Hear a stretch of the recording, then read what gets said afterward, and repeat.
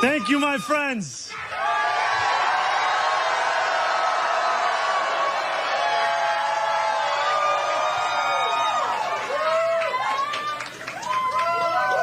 Tonight, we made history. In the words of Nelson Mandela, it always seems impossible until it is done. That was Zohran Mamdani, who could be the next mayor of New York City, Democratic Socialist man turning this election on its ear. Zohran Mamdani, by the way, good morning, everybody. Welcome to the Don Lemon Show. You know, the thumbs, hit the thumbs up, the algorithm, all of that. So thanks for joining us this morning. We wake up in New York to a shocker for some, not everybody. Zohran Mamdani, a little-known state lawmaker whose progressive platform and campaign trail charisma, or as one of my next guests says, his aura or his riz, electrified younger voters, stunned the former governor of New York, Andrew Cuomo, in the Democratic primary for mayor of New York City on Tuesday night, building a lead so commanding that Cuomo actually conceded, said, you know what, I got to give it to the young man. He did it. Mr. Mamdani is only 33 years old. He's a Democratic socialist from Queens. He tapped into a current of anxiety around New York City's growing affordability crisis. His joyful campaign brought new voters into the fold who rejected the scandal-scarred Mr. Cuomo, his ominous characterizations of the city, and embraced an economic platform that included everything from free bus service and childcare to publicly owned grocery stores.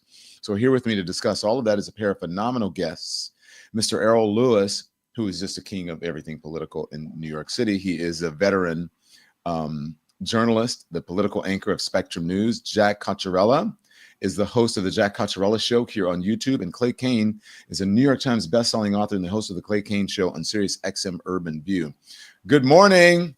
Okay, show of hands. Anybody shocked by this? Clay. All right, Clay, we'll get to that. Clay's the one who's shocked by this. I am not shocked by this. This is the New York Times is saying Mamdani stuns Cuomo in New York City mayoral primary. The New York Times says Democratic primary. We have the breakdown of all this. But first, Errol, you were up late covering this, maybe not as late as one would have thought, because I think the results came in pretty early considering this ranked choice thing.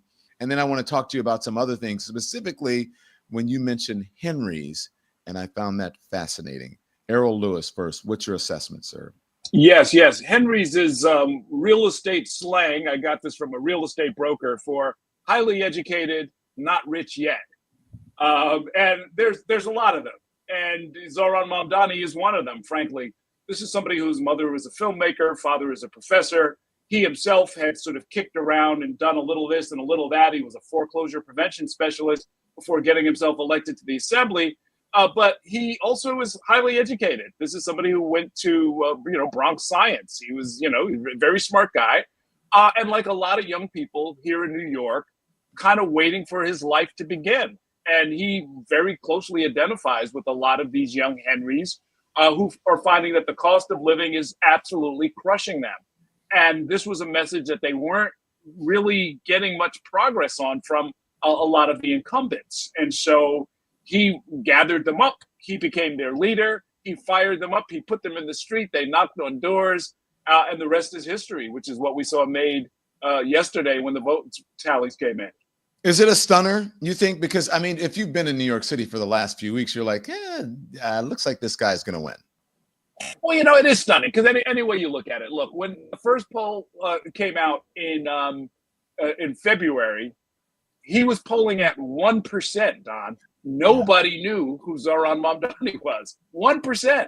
And to go from there to where he ended up in the high 40% and to topple somebody who's part of a political dynasty in basically less than 6 months, that's stunning. That I have not seen before. That's very unusual. Yeah. Let's go over some of the demographics, Errol, with you. I want to go over with you because you are the New Yorker. You are the expert here. So these are the results, okay? 43.5% for Zohran Mamdani, and then Andrew Cuomo, 36.4%. And then you have Brad Landner, 11.3. And I think, his arrest really moved him up in the polls. I believe that. You have Adrian Adams and then Scott Stringer. Okay. So what does this mean for what happens in the general? Do you think Andrew Cuomo will still run? Is he wounded?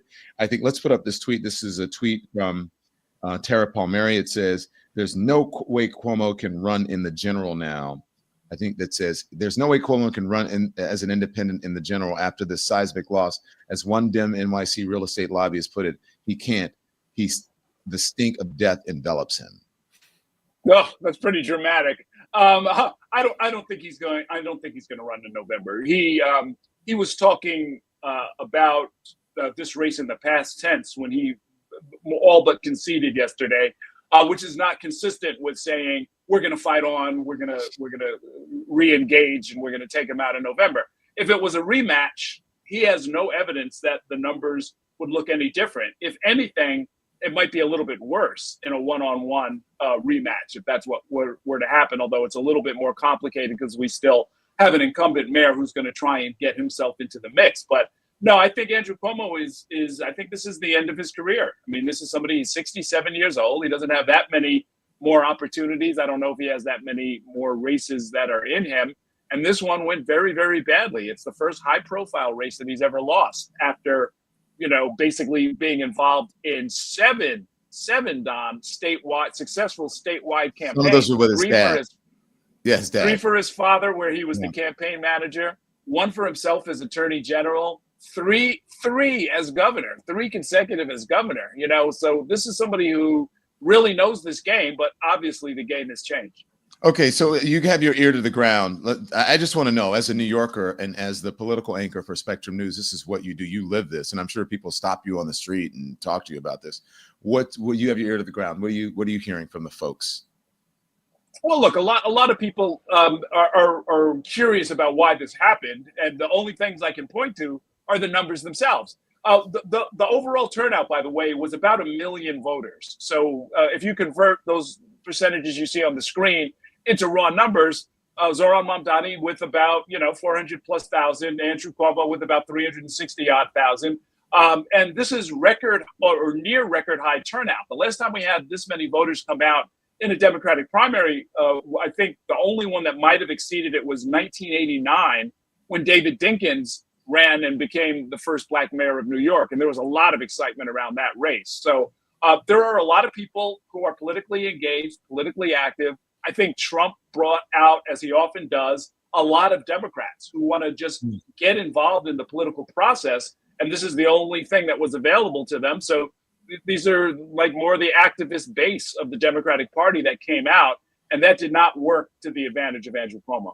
You said I've been saying before, too, as I speak to people, it's a lot of young people, but older people did vote for Zohran Mamdani. But a lot of young people, and he animated a part of the electorate that is not reliable usually, and doesn't have the propensity to vote. Jack, I want to bring you in here because let's look at the numbers. Let's scroll through here for the New York Times. These are the results by boroughs. Mamdani in Brooklyn, Manhattan. He won Manhattan, which is shocking to a lot of folks. Queens, and Andrew Cuomo is from Queens. And then Cuomo wins the Bronx and Staten Island. Mm-hmm. Are you surprised by the results and that he was able to animate a part of the electorate that doesn't normally show up, at least consistently? No, I'm not. Don, we talked about this yesterday. What I said is so many will frame this victory as one built off the back of social media, but a social media campaign usually and sometimes stays online. This campaign did not. Over 1.5 million doors knocked. People were mobilized to get out. We saw Zohran everywhere all the time. And sure, that was shared online. He was incredibly effective in communicating in social media spaces, but Zohran was just everywhere. And that's the most important part of this campaign, is not only his ability to go on any platform, but his ability to consistently deliver the same message. And that's why young people were so animated by this campaign, because of the authenticity, because of the fight, because of the energy that we've seen lacking, not just in the Democratic Party, but in the Democratic Party since Trump was inaugurated. This is the biggest blow, in my opinion, to his authoritarian regime since he was inaugurated. And that's why people are so excited. Yeah, it's interesting to me if I look at Staten Island, which is very conservative, the most conservative borough. Is that right, Errol? Like, and Cuomo wins. Yes. And I guess over, someone who is a democratic socialist, that would make sense. But I'm still surprised by this. Do any of these borough numbers surprise you, Errol? Not a big surprise. I think I was a little surprised at how well Mamdani did in Manhattan.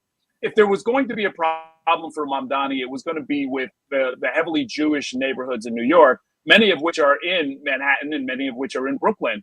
And he just seems to have completely captured all of that. Also, Cuomo was leading with Latino voters, according to most of the early polls, and that only started to turn around in the last couple of weeks. So I look at Washington Heights, you look at East Harlem, you look at the Lower East Side, and Mamdani's doing well in all of these areas. In fact, he did a very high-profile 13-mile walk from one end of Manhattan, from Washington Heights all the way down to the Battery, and all along the way, shaking hands, making friends, gathering up voters, and really sort of turning around what had been a weakness. So no, he won this fair and square across so many different demographics.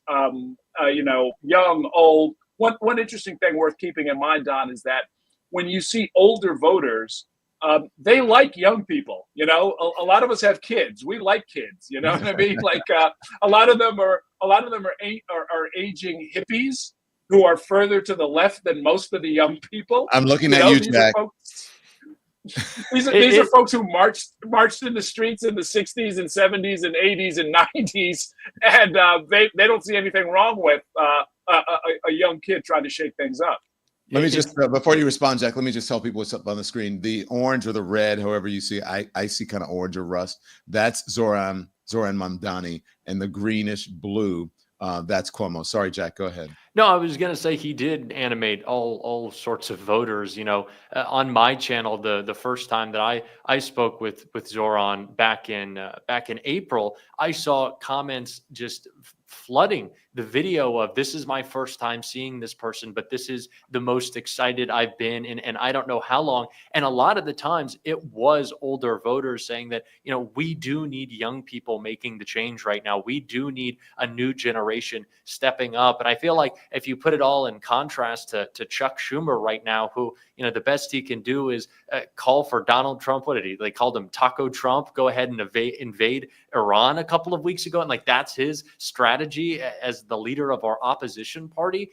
I feel like people see that and say, not only do we want a fighter, we want a young fighter who is able to walk the length of Manhattan. What I thought was so important about that video is it just broke all these narratives that I'd seen online about, this being a campaign built off of young transplants who just came to New York and don't understand how the city works, but who Zohran was constantly talking to. And I think we may be checking out this clip a little bit later, is he was talking to people who had built their life in the city and built the city throughout their entire life, talking about the affordability crisis they were facing, not people, with trust funds moving to the West Village to, sip sparkling wine outside. He was talking to real people, and that was the narrative that no one would ever acknowledge.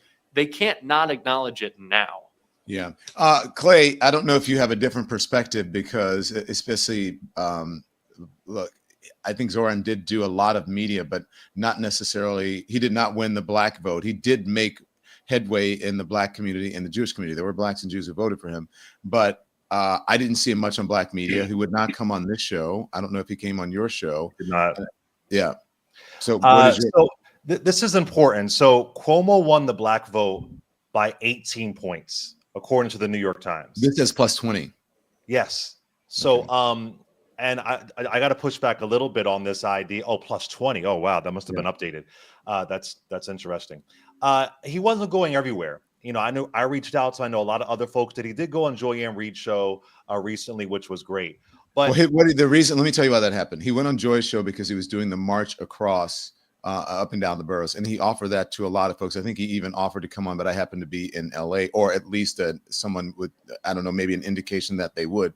But we've been reaching out for him for a long time, and we've been a fan of his. Yeah. And no, nothing, Yeah. zero, one, and not even a return phone call. So not to make it too national, but in some ways, the New York City mayoral race is national.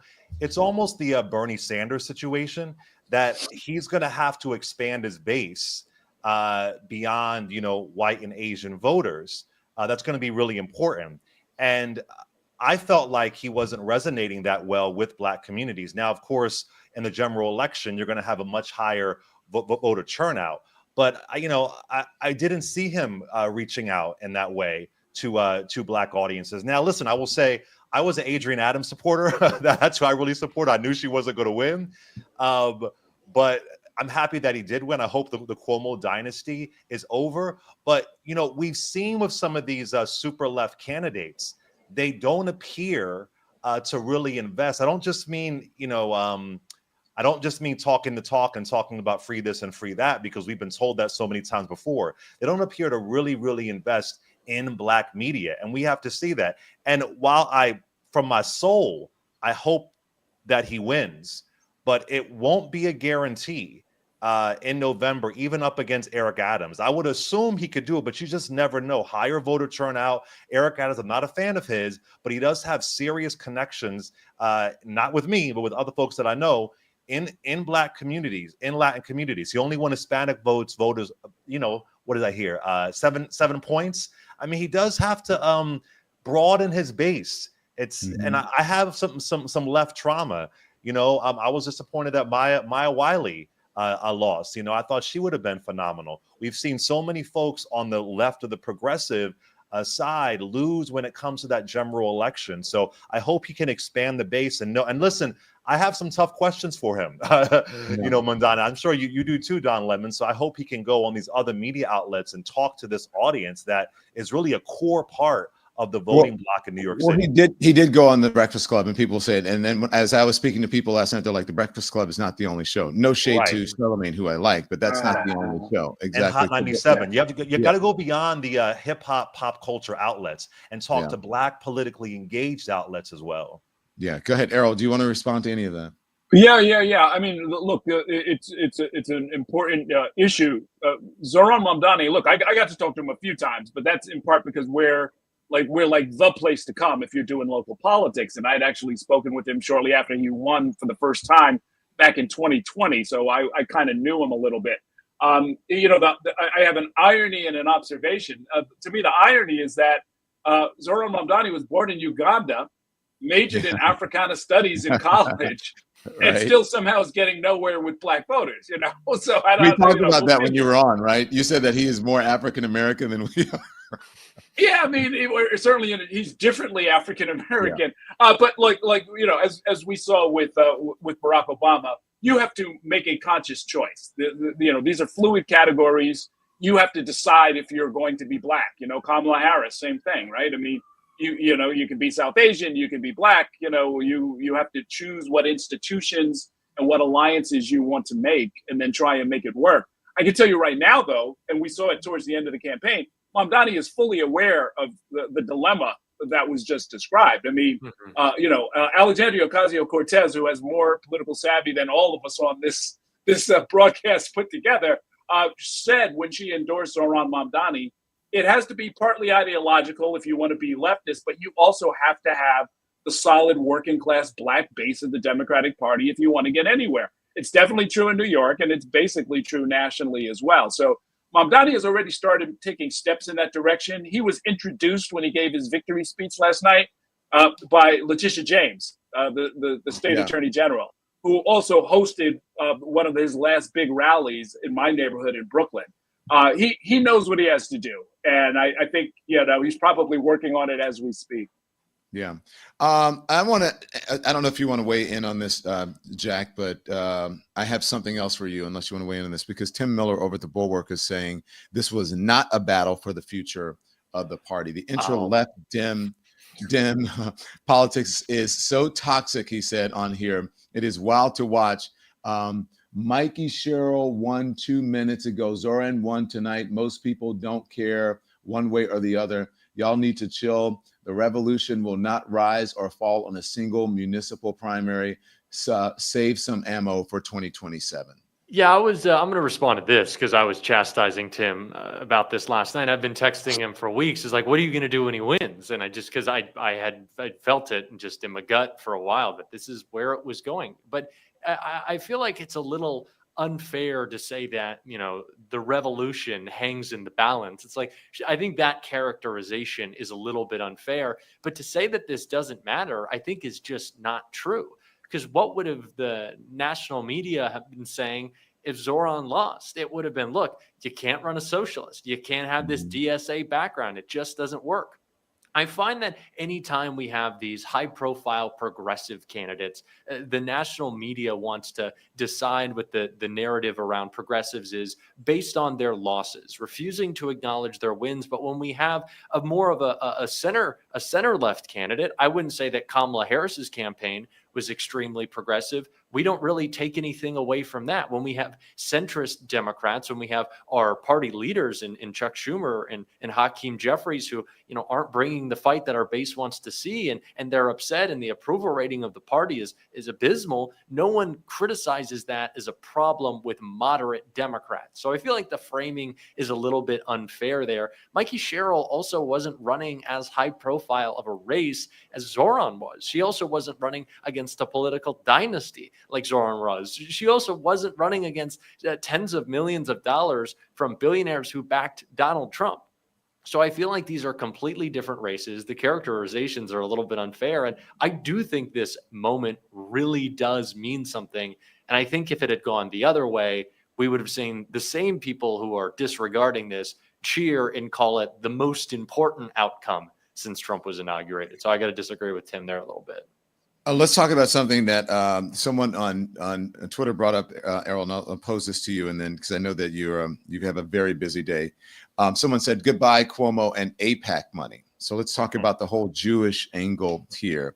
Lots of nerves from Jewish folks who are very disappointed in the outcome of the election. He did win some Jewish votes, mainly younger Jewish voters, but there's a concern from Jewish folks that perhaps Zohran's message does, obviously doesn't resonate to him, but perhaps that he is anti-Semitic, that he is anti-Israel or anti-Zionist or any of those things, and it won't be good for the Jewish community, not only in New York City, but if he carries this national message and becomes a bigger national figure, it's problematic for them.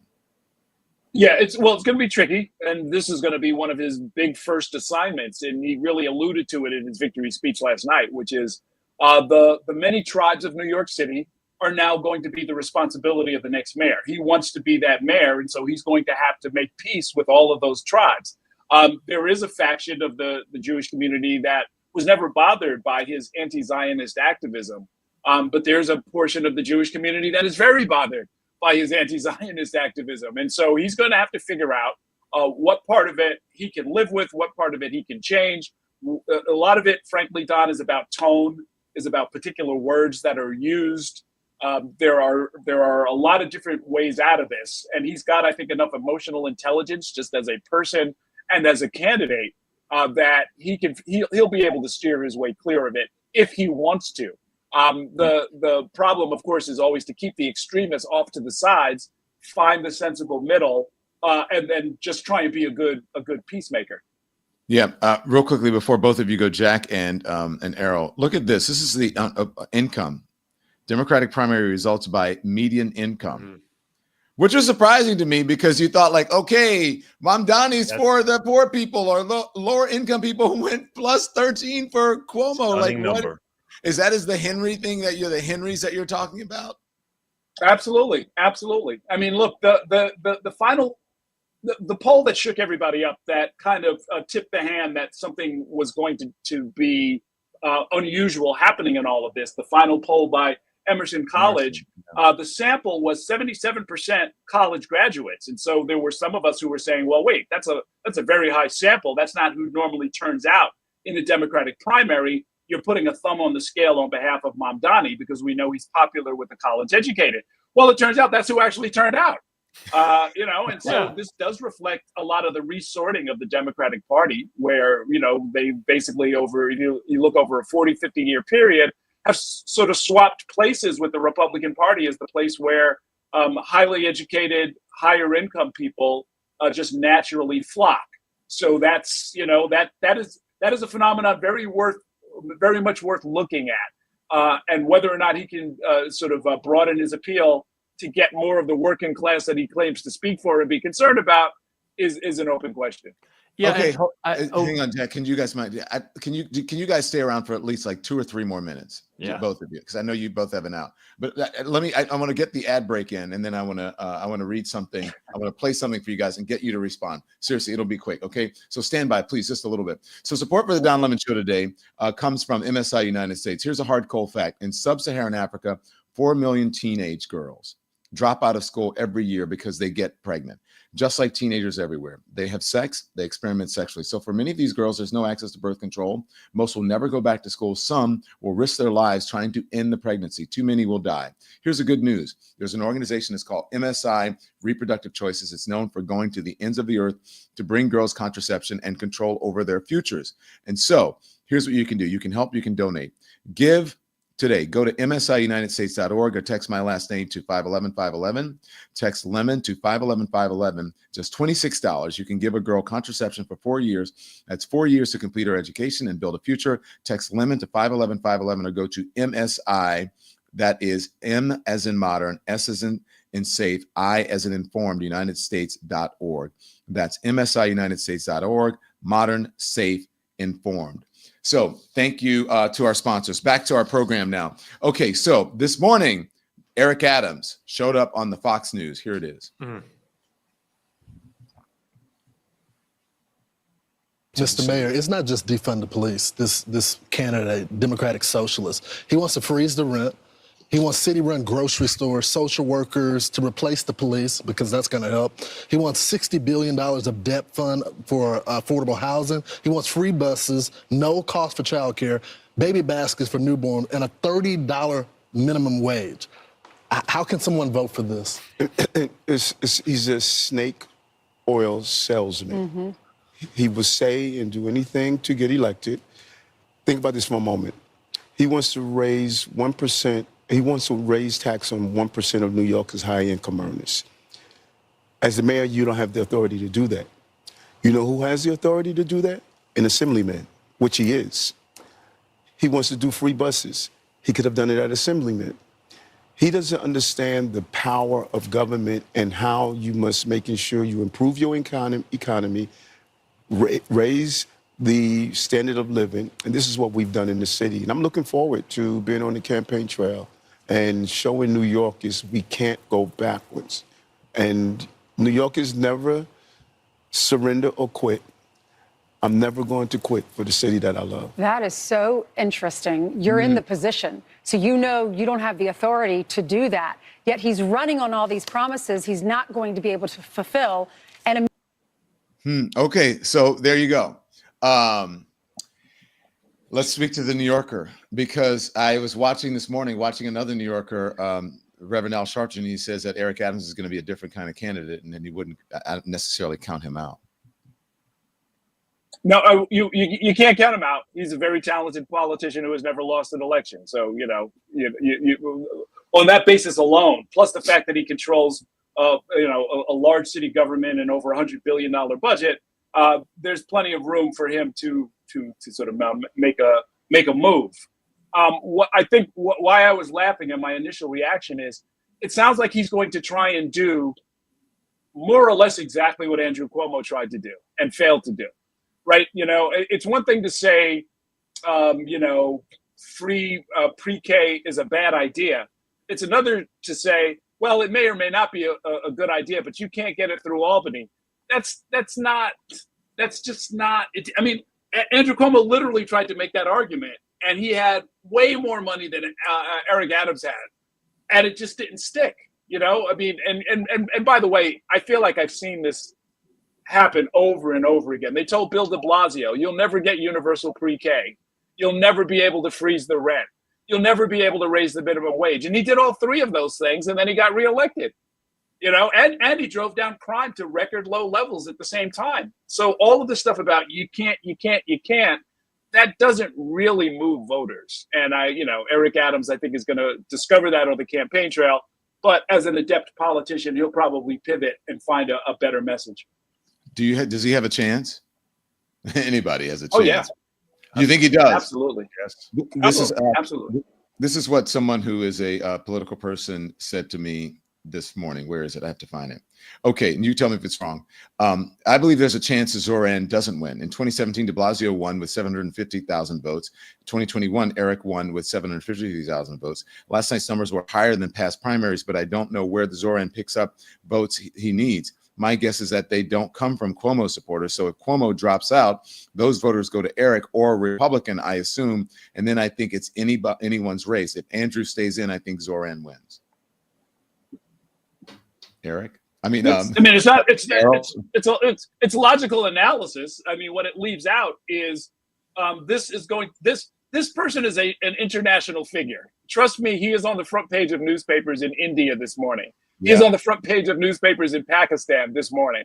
There are lots and lots and lots of young people who are going to send him $2, $5, $10. He's going to have an independent, almost unlimited fundraising base and a lot of youthful energy and an existing army of volunteers.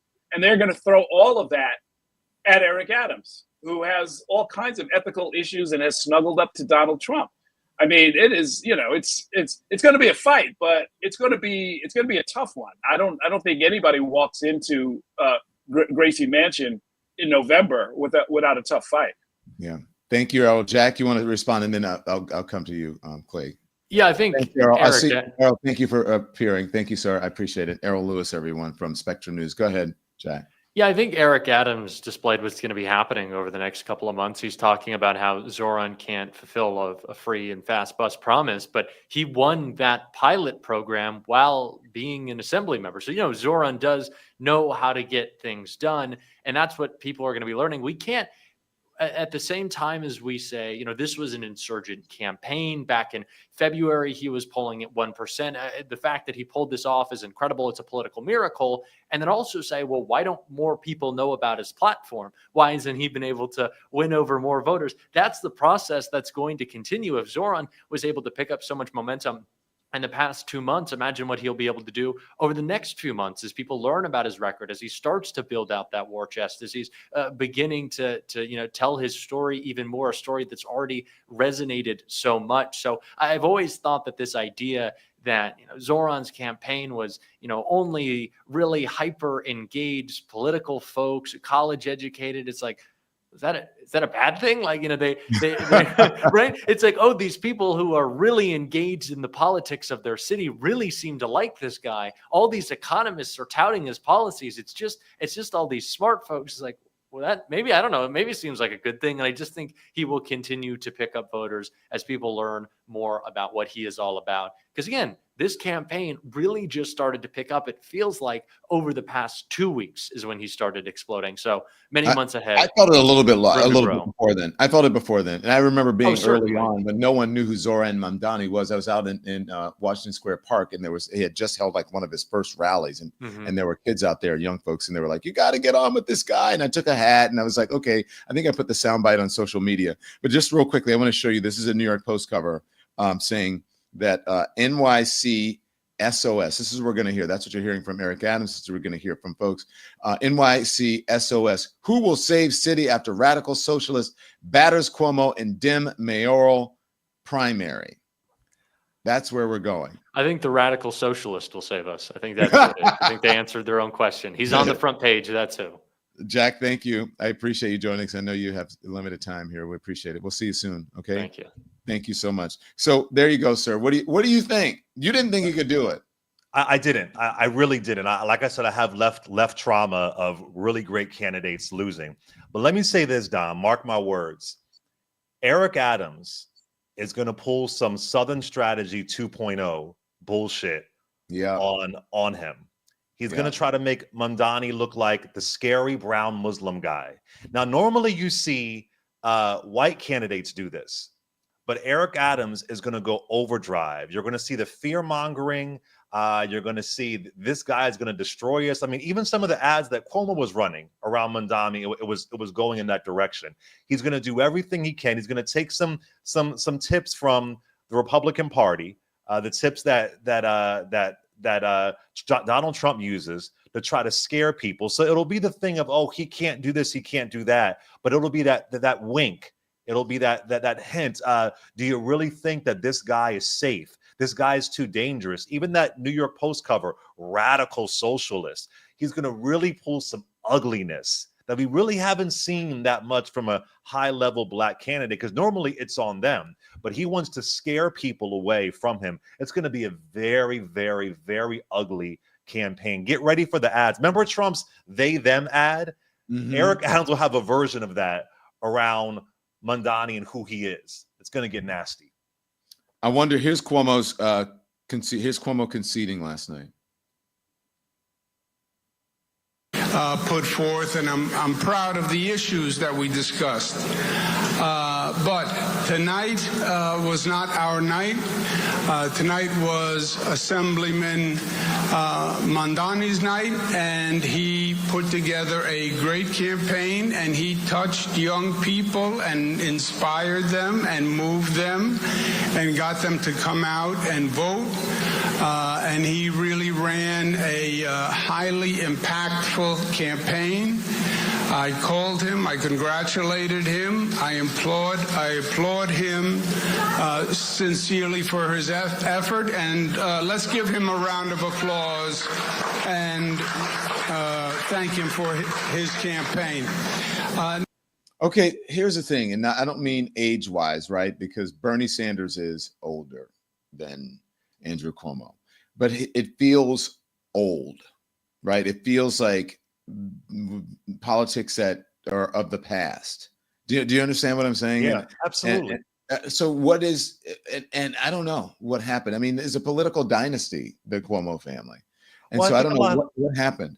a lot of folks are over the dynasty. And with Cuomo, it appeared that he felt entitled to be mayor. I was watching the news yesterday. I saw all the candidates out there on the streets in the hot 100-degree weather streets in New York City. They were all out there. Cuomo wasn't.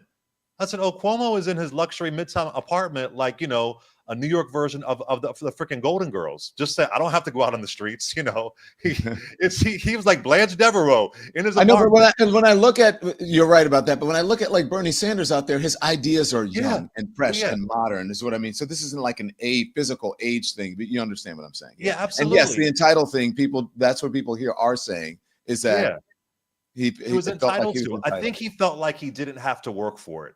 That's what it came across to me. And I was afraid that he wasn't going to have to work for it. I was afraid that it wasn't going to work out. It was going to work in his favor. But yeah, the strategy was dated. His policies were dated, and you felt like he was just doing it for his ego. It didn't feel like it was about New York. But because people like name recognition, because people chose Eric Adams over Maya Wiley, I thought that he had it in the bag, but I did feel like it was going to be called last night.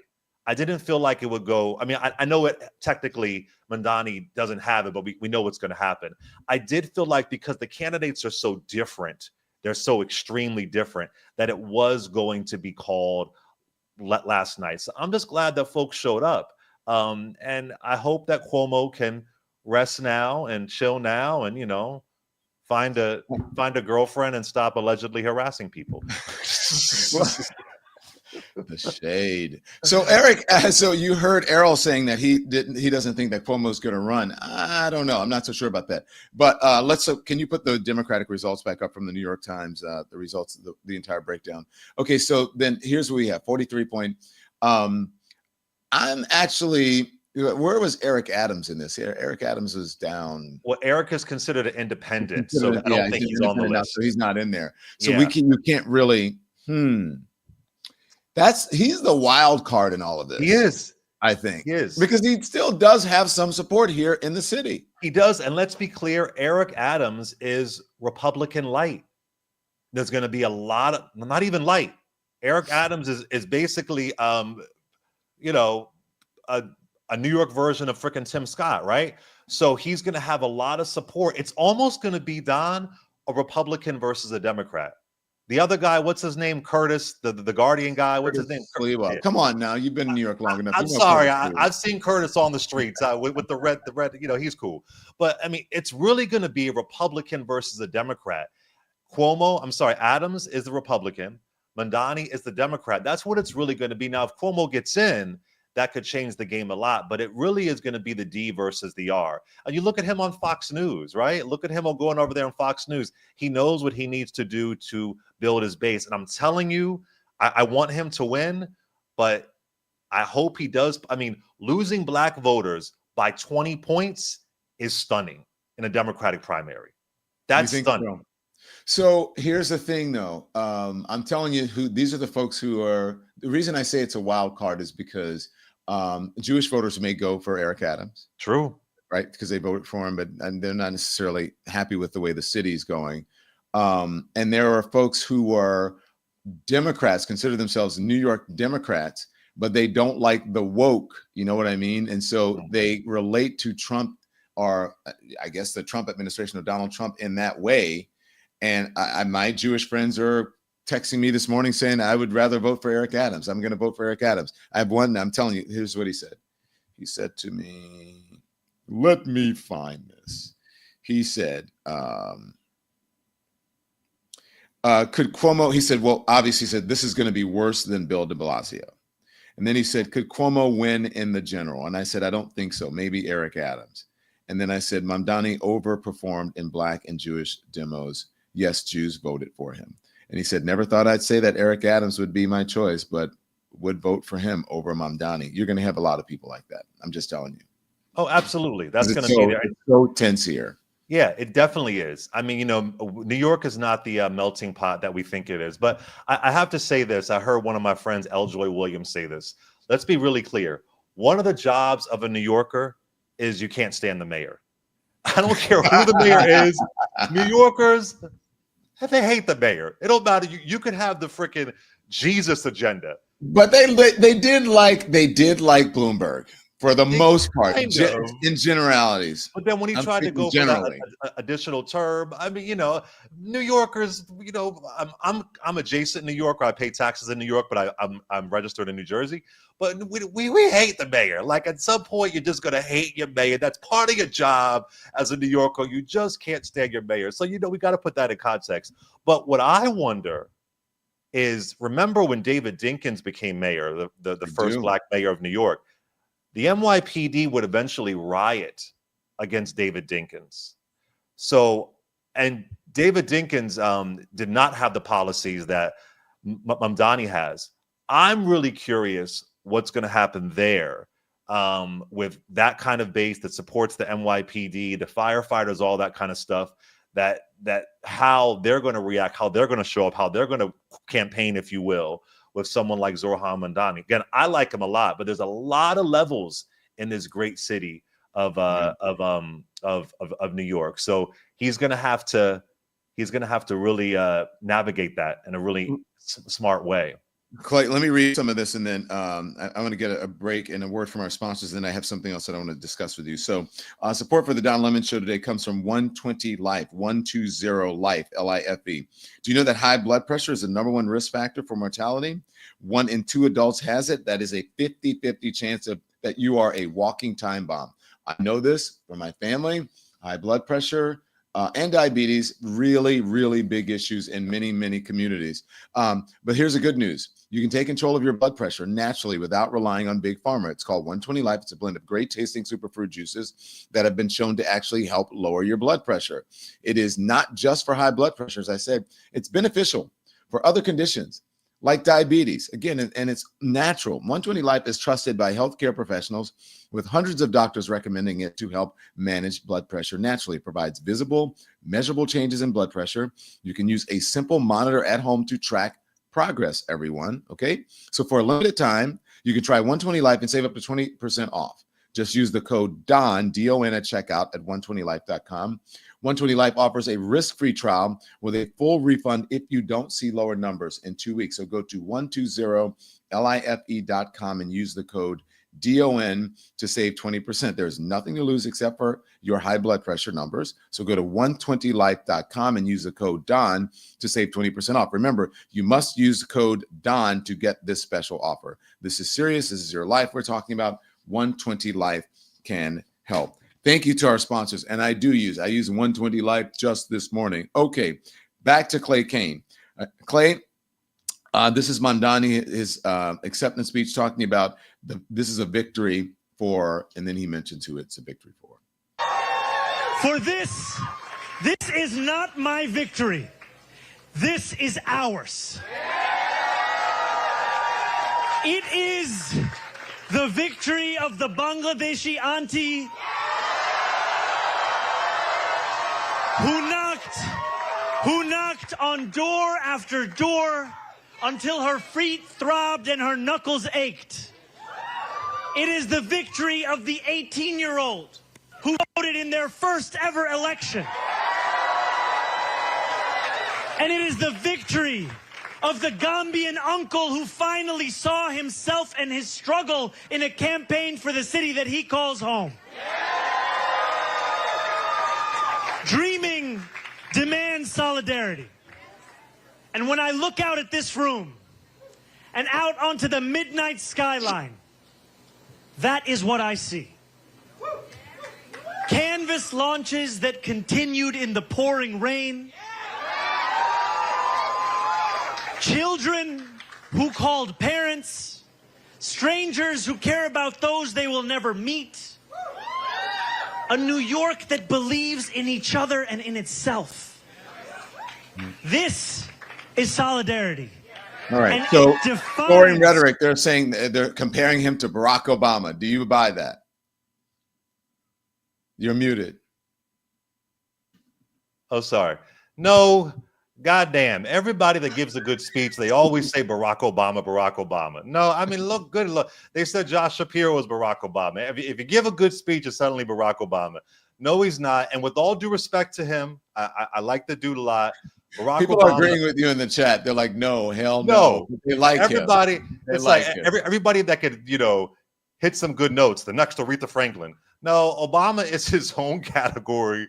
And although I admire the man a lot, let's not forget Obama's robust experience, all of his community activism, his on the ground work in Chicago, no, he's not Obama. He has his own swag, his own energy. I like that, but no, he's not Obama. He's. Did you see what they said, Clay? Maybe they're talking to you and your goatee too. Oh, y'all like my goatee? Yeah, No, happy Pride. They're saying get rid of that beard though for hhim. Oh, no, the beard is cool. The beard is cool, but he's not quite Obama. But everybody, like when they give a good speech, Obama. No. We have a poll that we put up here on the Don Lemon Show, and the poll says, "What are the results, guys?" I don't know if you have the poll numbers put up, but we asked on the Don Lemon Show, how do you feel about Mamdani winning? Over the moon says 51%. I'm content, say 39%. And meh, I don't love it, 7%. I hate this, 2%. That's a non-scientific poll, but hey, there's a majority that says they're over the moon. Hey, I'm excited, and I'm excited there was a higher voter turnout. Voter turnout is everything. That's really what it boils down to. I've seen so many young people who just don't care. I've seen so many young people who think politics doesn't matter in my life. So the way that he galvanized young voters, very hard to do, very, very hard to do. It's inspiring to me. Again, I really wanted to see Adrian Adams. That wasn't going to happen. But hey, I'm excited too, because I'm tired of the dynasties. And I think Cuomo was just deplorable. So I hope he can win the general election. And I hope that he puts in the work to expand his base beyond what he has right now. I don't. It was I lost my train of thought. Crap, I forgot what I wanted to say. But anyway, it'll come back to me. This is what he also ran on. This is what I'm going to say. I don't see how young people can afford to live in the city. God. It is really too expensive. I moved here in '98. And I can't imagine. Yeah, I've been living in New York City for off and on, but mostly on since 1991. And it's gotten more expensive. When I moved here, I had a sublet in the back room of an apartment in a row house in Astoria, Queens. Does he live in Astoria? I think Mamdani lives in Astoria. I lived in Astoria years ago, decades, in 1991, 1992. Here is him talking about affordability. We have won from Jackson Heights to Port Richmond. We have won from Maspeth to Chinatown. We have won because New Yorkers have stood up for a city they can afford. A city where they can do more than just struggle. One where those who toil in the night can enjoy the fruits of their labor in the day. Where hard work is repaid with a stable life. Where 8 hours on the factory floor or behind the wheel of a cab is enough to pay the mortgage. Yeah. All of that is true. And look, New York City isn't the only expensive. I mean, San Francisco, but New York is really expensive. Someone said, "Damn, Don, how old are you?" Don, you moisturize, brother. What is that? What is the thing you advertise? The thing you take after you drink? Z Biotics. No, 120 Life. Oh, that 120 Life baby's doing it for you. Yeah, Let me just tell you, I moved here when I was 2 years old. Let's just put it that way. Of course. I moved here when I was 1.5. No, but I think I paid like $300 or $400 for the back room of someone's like row house in Astoria, Queens. That was my first apartment here. My first place that I lived. First, I lived with a friend in Jersey City for a while until I could afford it. And I worked Christmas holiday relief at Macy's. Wow. Yeah. One of those seasonal jobs. You know what's interesting? It's going to be hard to do. When I've interviewed mayoral candidates, I've always said the price of living is too high. You should be able to put a cap on how much you could charge per square footage for an apartment. So it's going to be difficult to do, and I hope he can do it. And the great thing is that the voters can hold him accountable, right? But what I've been hearing from folks on the quote unquote right or who don't like him, they keep on saying crime is going to return from the 1970s. He's going to bring back 1980s New York.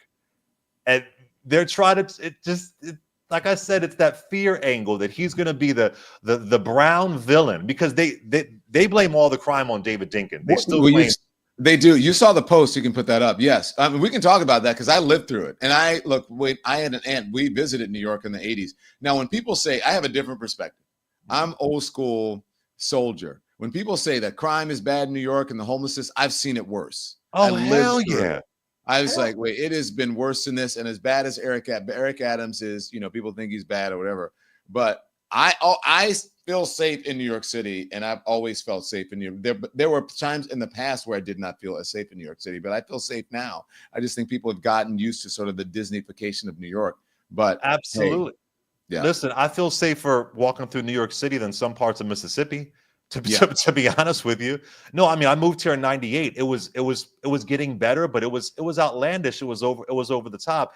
And the other part of it is that I hope he can tackle this is the gentrification, because so many people have been pushed out, and a city can't survive on every block just being, Walgreens and a bank. A city can't survive that way. Well, what Jack said is really important, I think, because and I know and I see, because I live in the village, but I see a lot of these young people, and I'm like, how do they afford to live here? And it's because their parents are paying for it. Exactly. The parents are paying their rent. They're living on mommy and daddy's credit card, and it is becoming a city, especially like the village and neighborhoods like that. It's become a city for the wealthy. It's a city for rich kids. But I mean, look. It put up the New York Posting again. This is what they're going to be fighting against. That's what he's going to be fighting against. Charlie Kirk had a racist tweet. Let's put up Charlie Kirk's racist tweet. Let's see what he has to say. 24 years ago, a group of Muslims killed 2,753 people on 9/11. Now a Muslim socialist is on pace to run New York City. That's it. That's what they're going to run on. Hey, Charlie Kirk, fuck you. Okay.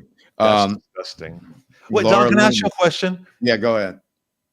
A part of me, I got to be careful saying this. I don't want to go back to the 80s or the 90s, but I miss a little bit of grimy New York. No, you're right. It was a good time. Oh my God, it was a good time.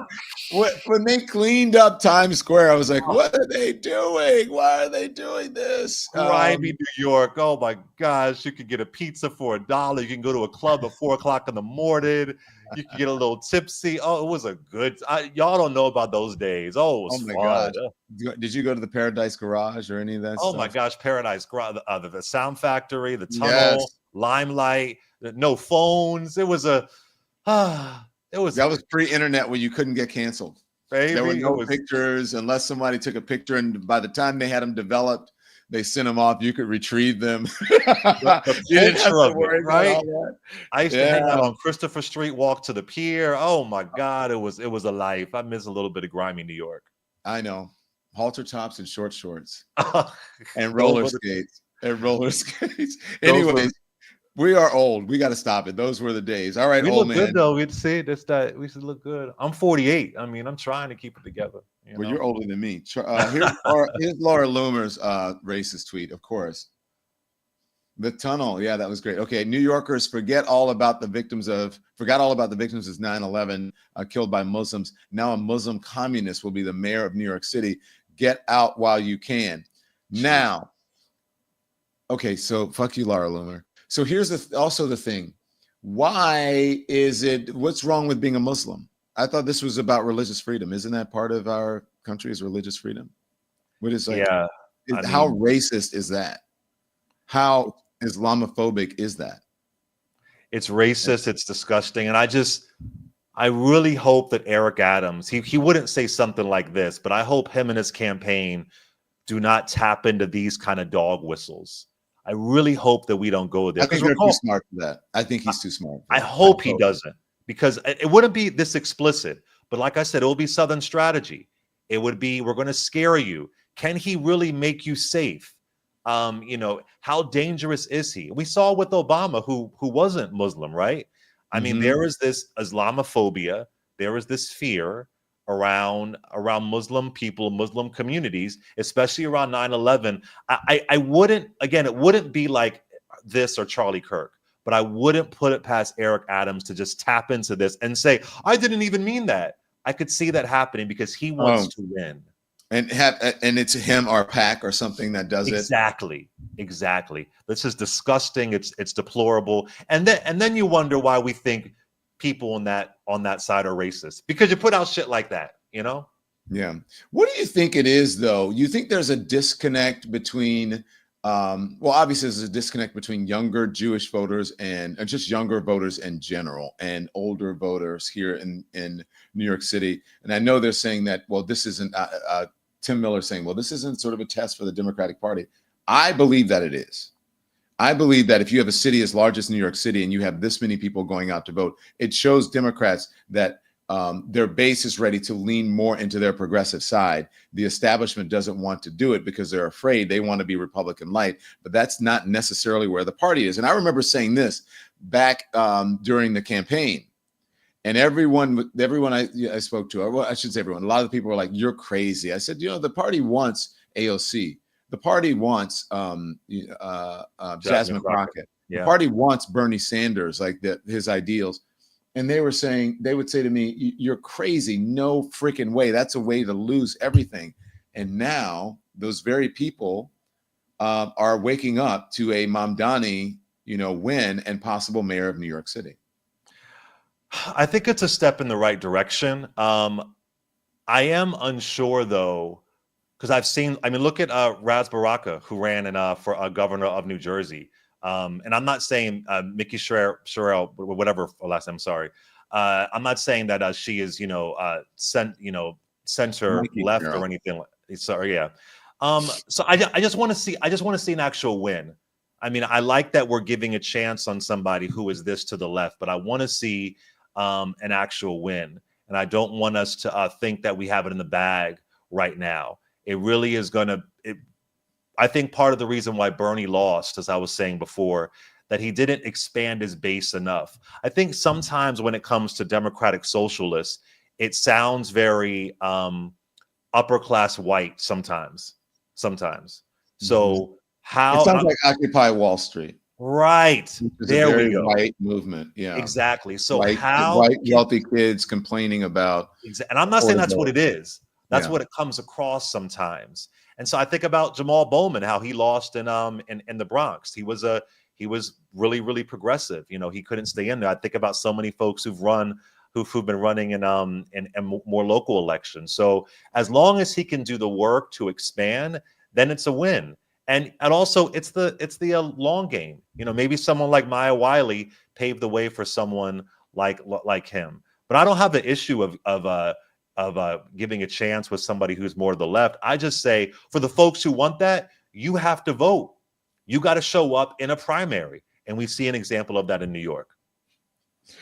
Clay. You hear my dog, right? Can we get one more thing in? Yeah, go for it. Oh, yes. Oh, tomorrow. Tomorrow marks 10 years since same-sex marriage was legalized in the country. And I just want to read you a quote from our current Speaker of the House, Mike Johnson. He said, "Homosexual marriage is the dark harbinger of chaos and sexual anarchy that could doom even the strongest republic." Who said that? Speaker Mike Johnson in an op-ed. So here we are 10 years later, and homosexual marriage has only helped the economy. It's only helped the marriage industry. And what's really hurt us has been January 6th, horrible leadership during COVID, a president who bombed Iran and maybe got us into another war. I think you and your husband, Don, I don't think y'all brought anarchy and doom to our republic. Just want to say, you trying to say that I'm a homosexual? Homosexual. That's what my grandfather used to say. That's an internet meme too. I forget. It is. Terry Joe. Yeah. But 10 years, and I they want to overturn it. Let me tell you something. I'll tell you the truth. So during COVID, we noticed like a lot of our friends started separating or getting divorces. Tim and I did. That was our heterosexual friends. That's right. All of our gay friends are still together. Yeah. And they have kids, and they're like, you know, and we were talking about this last night. I was with a group of people. I was at a Pride event. And they were asking us if we were going to have kids. And I said, well, there were straight people there too. I said, it's not that easy for us. I said, you guys just go boom, boom, boom. You got kids. We either have to go to an adoption agency, make sure we're the right parents. You got to do a surrogate. That takes years, all kinds of things. So my friends who are my gay friends really, really wanted a family. They wanted to be married. And so not to say that they don't get a divorce, they don't break up, but we have found in our lives that our friends who are gay and lesbian have been together longer and will stay together than our heterosexual friends. Yeah. Which is, because it took us so long, we had to fight for it. Exactly. You value it differently. Vanessa Williams, the amazing Vanessa Williams, once told me, she said, I've been married, I think she said 2 or 3 times. She goes, but I have my 2 best friends are gay and they're married. They've been together for over 20 years. She was like, so, clearly, they're doing something right. But Mike Johnson needs to go, monitor himself and his son on, on their porn intake or whatever. That's some weird shit right there. I'm just saying. Very fascinating. All right. On that note, Clay, happy Pride, by the way, and happy 10-year anniversary of same-sex marriage tomorrow. Happy Pride, Don. Appreciate you. Love the Lemonheads. Thank y'all. Thank you very much. Okay, speaking of Lemonheads, guys, check out the merch store. We got the new stuff up. By the way, I'm going to show you a little bit later. I was on the MSNBC and I wore my shirt. And so we got some great merch up. There it is. Check out the merch store. All you have to do is go to donlemon.com, click on, there's a button that just says merch. And just click on it. And there's some new stuff that just came on this week, including the popcorn bucket. And there's a black fan because there was a gold one. And there's some other new stuff. I forget exactly what we have up there, but there you go. Go check it out. And there you go. You can go on donlemon.com, click merch, or you can also go on the YouTube show page and go to the store, and it'll show you our merch stuff. All right. You can get one of these. I wore this yesterday to a movie premiere as well. Heads of State. I saw Idris Elba and John Cena last night. And who was the other person that I saw? Oh, Chopra. What's her name? Why can't I think of her name? Bianca Chopra. Yes, is in the movie. Bianca. Yeah, Bianca. So anyways, guys, so we're going to see you back here at 5 o'clock Eastern time. I love the Don Lemon merch. Thank you, Karen White. Make sure you subscribe. Make sure you hit the like button. We're on our way to 1 million. We're at 700 and I believe 50, maybe 751. I'm not sure right now, but we're moving up. All right. So check it out. Thank you so much for watching. 5 p.m. As I say, you can be informed without being inundated. And so until we see you at 5 p.m. Eastern time live here on the Don Lemon channel, on the Don Lemon Show, turn the TV off. Thanks everyone for watching. Your support means the world to us. So make sure you hit the like button and you subscribe to our channel to make sure that you never ever miss a video. We're live every day, 10 a.m. Eastern time. We drop even more content at 2 p.m. Eastern and 5 p.m. Eastern. And if you want more Don Lemon Show content, we'd love for you to become a member of the Lemon community, where you will receive access to special community posts. You'll get exclusive content and members only live shows. So head over to our channel page or click the join button on this video. Again, thank you for watching. We appreciate your love and your support, and we will see you next time.